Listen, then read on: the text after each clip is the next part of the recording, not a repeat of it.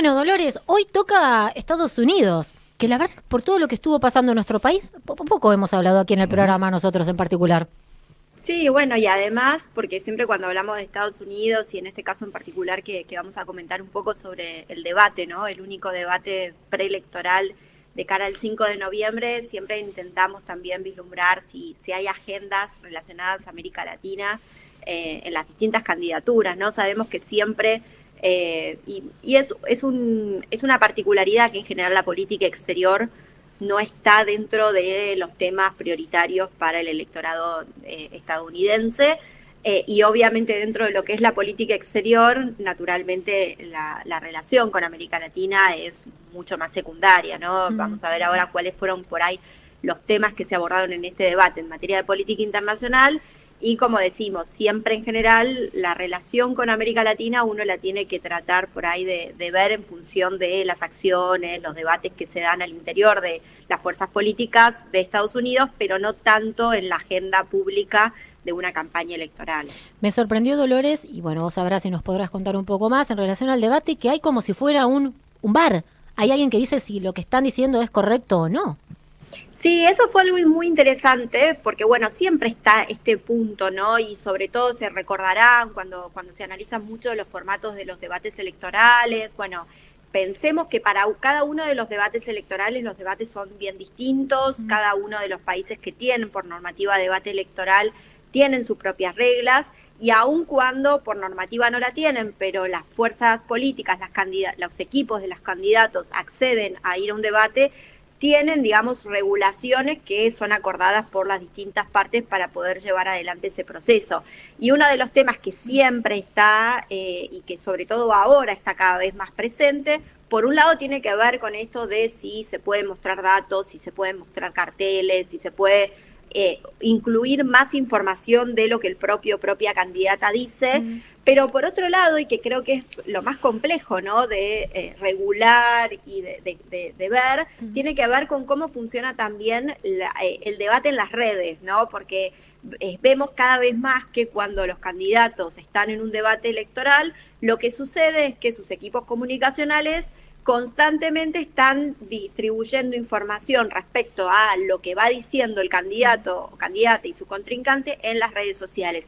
Y esto, como sabemos que tiene un impacto muy fuerte en las redes a la hora de, por ahí, una persona que no ve el debate, recordemos este debate fue de 90 minutos, por la noche, bueno, obviamente por ahí no todos los estadounidenses vieron el debate, por ahí luego ven recortes, pero claro, sí lo que siempre queda es lo que va pasando en las redes sociales, y eso es lo que a veces uno se pierde al ver solamente lo que pasó en esos 90 minutos de el debate, ¿no? Porque hay mucha información que está pasando que uno por ahí no la ve, aunque obviamente después hay ciertas repercusiones. Pero sí lo que vos haces referencia, que tiene que ver con el rol de los moderadores, ¿no? Que esto también fue algo que se habló mucho antes del debate. Obviamente Trump y su equipo de campaña prefería un debate en Fox, que es un canal mucho más afín al candidato republicano. Se acordó que finalmente iba a ser en ABC, en la señal ABC, este debate. Si bien es cierto que las dos intervenciones que hicieron los moderadores fueron para hacer esta suerte de fact-checking o rebatir una noticia falsa dentro del debate, fueron frente al candidato republicano, y eso generó mucho, ¿no?, debate de si había cierto favoritismo por parte de la señal respecto al debate. Lo que sí es cierto es que las dos cosas que rebatieron o a algún punto definieron como noticia falsa los moderadores era algo muy burdo. O sea, creo que podrían haber hecho aún más intervenciones. Me parece que hicieron las dos intervenciones en dos temas totalmente descolocados y totalmente ridículos que hizo referencia Donald Trump. El primero fue con respecto a un tema central que quiso poner en agenda el expresidente Donald Trump y que fue casi el articulador de su discurso, que fue el tema en contra de los migrantes, un discurso muy xenófobo, muy particularmente obviamente criticando a el gobierno de Biden y por lo tanto de Kamala Harris como vicepresidenta, de haber llevado a la debacle, a la crisis a los Estados Unidos por no haber cerrado las fronteras y haber permitido y haber sido flexible con las políticas migratorias, y en uno de esos relatos hizo referencia a que aparentemente en la ciudad de Springfield había migrantes comiendo mascotas. No, horror, sí. Y esto fue lo que uno de los moderadores, cuando termina su alocución, hace referencia a que la señal ABC se contacta con quien maneja la ciudad de Springfield, quien desmiente esa versión. Y el segundo punto, que creo que fue el gran tema que puso en agenda, que la puso en agenda, porque era un tema ya del propio debate. Recordemos, el debate tenía que ver con economía, con migración, y con el tema del aborto, y con el tema del aborto obviamente fue donde Kamala Harris pudo también mostrar su mayor potencial respecto a la defensa de la libertad de los estadounidenses, principalmente obviamente de las mujeres estadounidenses, con respecto a el derecho al aborto. Recordemos que a partir también de la presión de Donald Trump sobre la Corte Suprema de Justicia en el 2022, la Corte Suprema de Justicia promueve la penalización del aborto nuevamente, y esto obviamente tuvo mucho impacto en varios estados de los Estados Unidos. Y una de las cosas que dice, obviamente Kamala Harris defendió mucho esa idea de que no puede un presidente de los Estados Unidos disponer sobre el cuerpo de las mujeres, pero sí lo que dijo Donald Trump, tratando de ir en contra de esa postura, fue que, o tratando de relativizar lo que decía Kamala Harris, fue que en muchos estados, que a partir de esas políticas flexibles, en muchos estados se matan niños ya nacidos. Y bueno, y ahí fue donde una de las moderadoras lo que le dijo es, está penalmente, está penalmente el delito de matar niños, por lo tanto no hay ningún estado que lo esté haciendo legalmente, matar niños. Y bueno, también eso fue algo, por eso digo, fueron dos temas demasiado burdos en los que cayó el expresidente Donald Trump, y que hizo que los moderadores intervengan. Después fueron a preguntas puntuales en cada uno de los temas. Creo yo que lo que decía con respecto a Donald Trump, atravesó mucho el tema de la inmigración, y también hizo mucho foco en el ataque a la situación económica del país, que allí hay algunas cosas para relativizar, ¿no? Porque, bueno, habló mucho de la inflación. Es cierto que Estados Unidos tuvo un aumento de la inflación, pero también, y algo que resaltó Kamala Harris, fue que el gobierno de Trump entregó el gobierno en una situación de mucha dificultad respecto al desempleo. Claro. Y esto obviamente en virtud del programa que hizo para Donald Trump para reactivar la economía, obviamente también eso provocó el aumento de precios. Entonces, digamos, como que para poner blanco sobre negro, uno atacó al otro por la inflación, el otro por el desempleo, y quizás los dos tienen algo de verdad, pero también en virtud de la coyuntura económica que ambos tuvieron que transitar. Y después, un punto donde creo que también se hizo muy fuerte Kamala Harris, a quien la mayoría plantea como la victoriosa, ¿no?, de este debate, aunque sabemos obviamente que a veces los que analizamos, ¿no?, la política, y los que analizamos el deber ser de los discursos, no siempre tienen un correlato con la opción electoral, ¿no?, de las y los ciudadanos, pero sí se hizo muy fuerte respecto a un tema donde lo atacó diciéndole que él había sido despedido por 81 millones de norteamericanos que no lo habían elegido, y que no contento con eso había querido atacar al órgano electoral, había querido atacar la democracia, y bueno, hizo mención a la situación del Capitolio. O sea, trató, yo creo, de ampliarse a tratar de buscar, y lo hizo en varias oportunidades, haciendo referencia a dirigentes republicanos que apoyaban la candidatura de Kamala, planteando que, bueno, que apuntando mucho quizás a un electorado republicano, pero muy institucionalista, ¿no? Un sector de los republicanos que claramente quedaron muy heridos con las actitudes golpistas de Donald Trump. Y obviamente también, quizás en respecto a la cuestión de la economía, Donald Trump, recordaba, hizo mucho énfasis en hablar de la situación de la inflación, no planteó un perfil de la economía. Sí, Kamala Harris hizo mucho énfasis en hablarle a los sectores medios. Recordemos que ella está tratando de hacer mucho foco en algunos sectores de la población donde ella naturalmente tiene mayor adhesión, los inmigrantes, el sector afrodescendiente. No por nada el debate se llevó adelante en Pensilvania. Pensilvania es un estado de esos claves, diría hoy.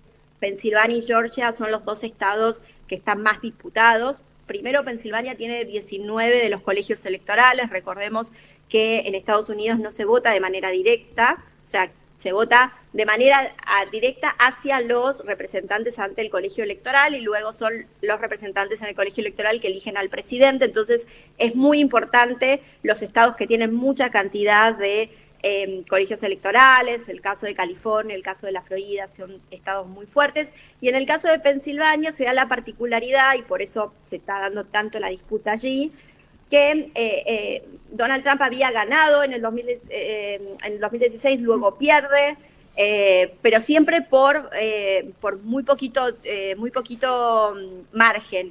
Y como el colegio electoral lo que tiene es que el que gana se lleva a todos, o sea, vos ganás por un voto, sí, un estado y te llevas los 19 colegios electorales. Entonces, obviamente, allí es donde está mucho digamos, la campaña puesta.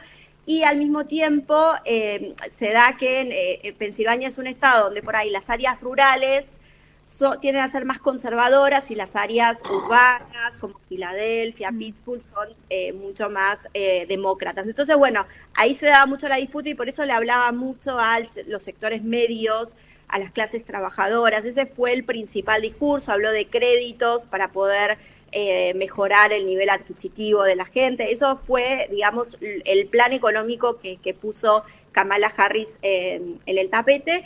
Y obviamente también se entiende un poco por qué por ahí está tan fuerte, más allá de que no fue elegido finalmente como candidato a la vicepresidencia el gobernador Shapiro, tiene, digamos, también una acción muy fuerte en ese estado para poder trabajar en ese electorado. Después, con respecto a lo que tiene que ver con la política exterior, que les decía, no fue un tema específicamente de agenda para nosotros los latinoamericanos, el hecho de que haya un tema en agenda respecto a la relación con la región. Sí, obviamente, los dos temas fuertes fue el conflicto en Medio Oriente, pero más la guerra con Ucrania. Y ahí yo creo que es donde se puso un poco el blanco sobre negro de lo que podrían representar, y creo que ahí sí hay algo que nos toca en algún punto a los latinoamericanos o a todos los países democráticos, ¿no? Que tiene que ver principalmente con algo que le señaló constantemente Kamala Harris a Donald Trump, de su afinidad con líderes autocráticos. Bueno, citó, por ejemplo, a Kim Jong de Corea del Sur. Bueno, obviamente hizo mucha referencia a Putin. Es más, cuando se planteó la cuestión vinculada a la guerra en Ucrania, ella una de las preguntas era, ¿se puede terminar esta guerra en 24 horas? Donald Trump dijo que sí, que es algo que si él llega a la presidencia puede resolver, y lo que dijo Kamala Harris es que claramente él puede resolverlo en 24 horas porque sería resignar la independencia de Ucrania y permitir que Rusia entre a Kiev. Y un punto también que me pareció que mostraba un poco esta mirada estratégica en el discurso de Kamala Harris, que ella habla de la necesidad de refortalecer la OTAN, ¿no? de plantear, digamos, un modelo de la política exterior norteamericana muy anclada en sus aliados naturales, sus aliados históricos. Hizo mucha referencia a que no estaba pensando solamente en la defensa de Ucrania, sino también en la defensa, por ejemplo, de Polonia, y ahí hizo una bajada y dijo, ¿qué le dirías vos, Donald Trump, a los votantes polacos que viven aquí en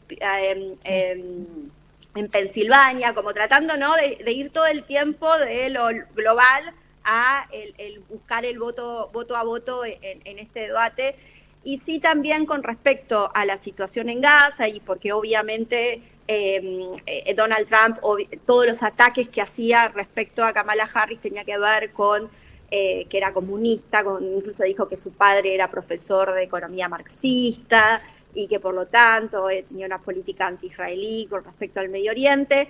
Ella fue muy clara en condenar el ataque de Hamás a Israel en octubre pasado, pero sí planteó la necesidad de que Israel deje de cometer delitos contra la ciudadanía, contra los civiles en la Franja de Gaza. Por lo tanto, en materia de política exterior diría que por ahí se mostró obviamente muy afín a la política actual del gobierno de los Estados Unidos, de Biden. Kamala Harris de hecho dijo que estuvo muy activa en materia internacional, dialogando con los distintos referentes políticos. En un momento hasta le insinuó que los líderes políticos se ríen de Trump cuando conversan con ella. Bueno, y por otro lado, obviamente, los dos temas que siguió instalando y que creo que es el gran punto que en general la extrema derecha también viene planteando, ¿no? La necesidad de poner a los inmigrantes como el mal de todas las historias en estos temas, y por lo tanto,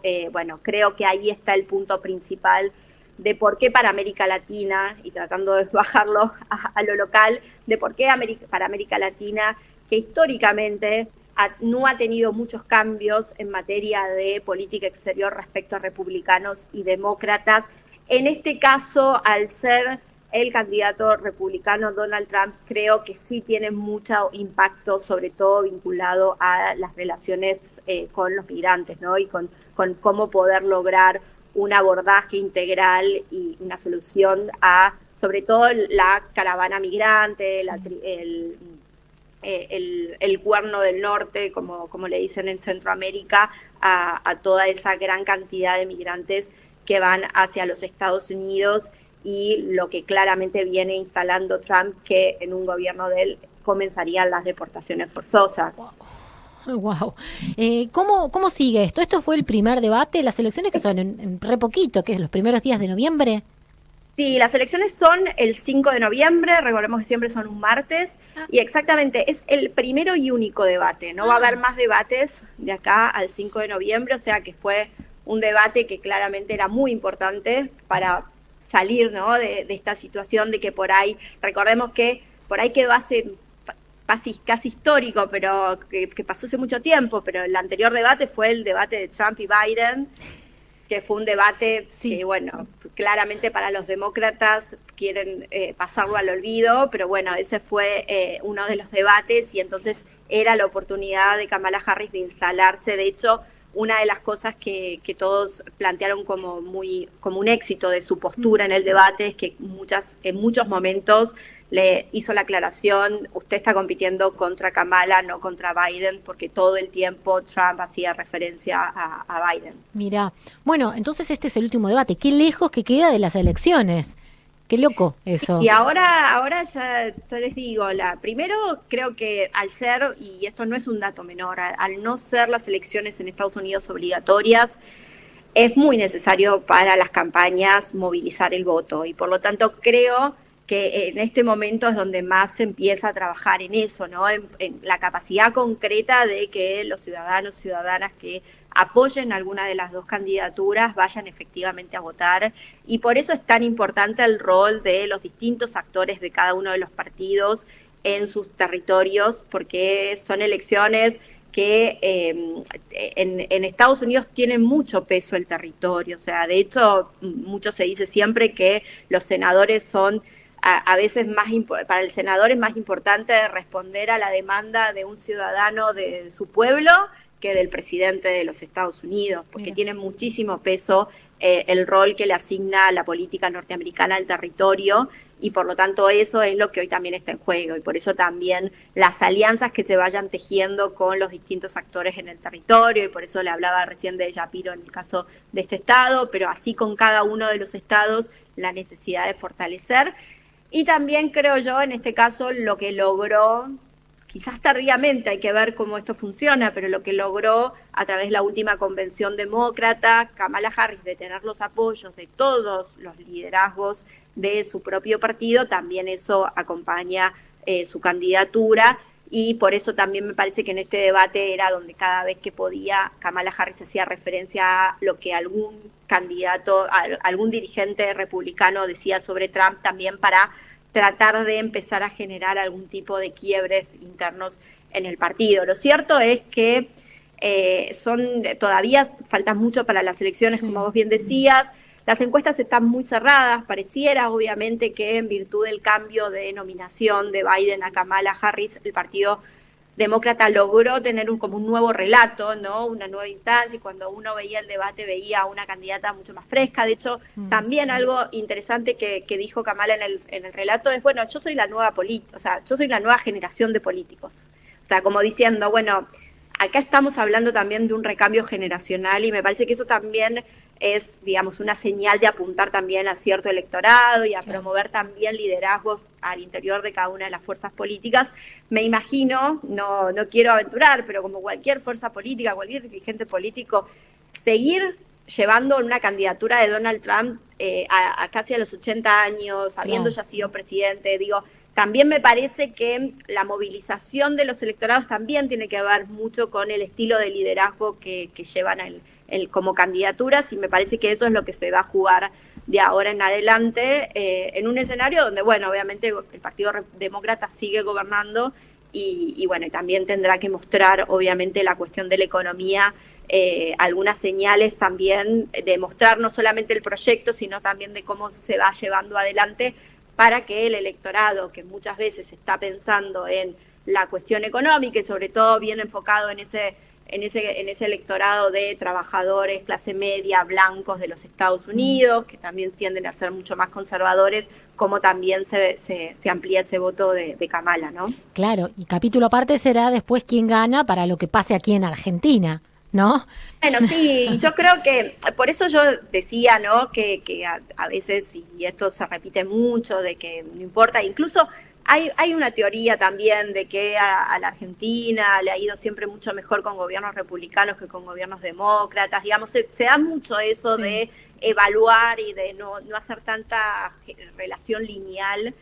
Pero me parece que bueno, hoy justo ayer estaba en un encuentro en la FES, en la Fundación Alemana, en la FEDERIC, y bueno, el líder, ¿no?, de la FES, Friedrich Ebert, dice: la democracia necesita de demócratas, ¿no? Y creo que también ahí está el punto de por qué es tan importante esta elección en los Estados Unidos, porque si no promovemos también que en las grandes potencias, como obviamente es Estados Unidos, y para el mundo occidental, pero también para América Latina, también eso permite que crezcan, ¿no?, liderazgos que claramente están, digamos, en las antípodas de los principios democráticos, de los valores plurales, y sobre todo también de la diversidad, de la tolerancia, de un montón de valores que bueno, que obviamente no condicen con lo que uno quiere para nuestro país y para la región. Por lo tanto, creo yo que en eso sí tiene mucho impacto, ¿no? Hasta incluso te diría, no lo darían tan lineal en materia económica, no diría, bueno, si gana uno, si gana otro, va a tener, digamos, la Argentina posibilidad de crédito. No, me parece que tiene que ver algo más simbólico y de avalar ciertos discursos que son muy dañinos, y que cuando se los avala, como estamos viendo acá en la Argentina, cuando desde la institucionalidad del poder se avala esos discursos, también eso derrama en la sociedad. Y cuando en el mundo global se avalan esos discursos desde las grandes potencias, también tiene un derrame en los liderazgos regionales. Bueno, veremos qué es lo que pasa entonces de aquí a noviembre. Dolores, gracias por todo este panorama. Un lujazo para nosotros poder escucharte acá todas las semanas. Bueno, un abrazo para todos y todas.